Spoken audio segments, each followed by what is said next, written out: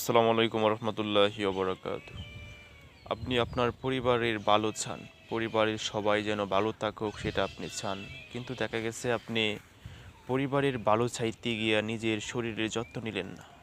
নিজের শরীরে এরকম একটি রোগ বাসা বাঁধলো যার কারণে আপনি দুনিয়া থেকে বিদায় হয়ে গেলেন। তাহলে আপনি যে পরিবারের ভালো চাইতেছেন, পরিবার যেন ভালো থাকুক, সেটা কি থাকবে ভালো? যদি আপনি মরে যান তাহলে পরিবার কিভাবে চলবে? সেজন্য পরিবারের চিন্তাটাও করবেন, সবচেয়ে বেশি চিন্তা করবেন নিজে কীভাবে ভালো থাকবেন। কারণ আপনি যদি ভালো থাকেন তাহলে কিন্তু আপনার পরিবারটাও ভালো থাকবে। এখন যদি আপনি অসুস্থ হয়ে যান তাহলে কিন্তু আপনার পরিবারও অসুস্থ হয়ে যাবে। কারণ আপনার ইনকামের মূল কিন্তু আপনি, পরিবার চালানোর মূল কিন্তু আপনি যদি পরিবারে না থাকেন তাহলে কিন্তু পরিবারটা অচল হয়ে যাবে। সেজন্য প্লিজ আপনারা নিজের যত্ন নেবেন। নিজে যদি সুস্থ থাকেন তাহলে পরিবার সুস্থ থাকবে। ইনশাআল্লাহ ভালো থাকবেন। আসসালামু আলাইকুম।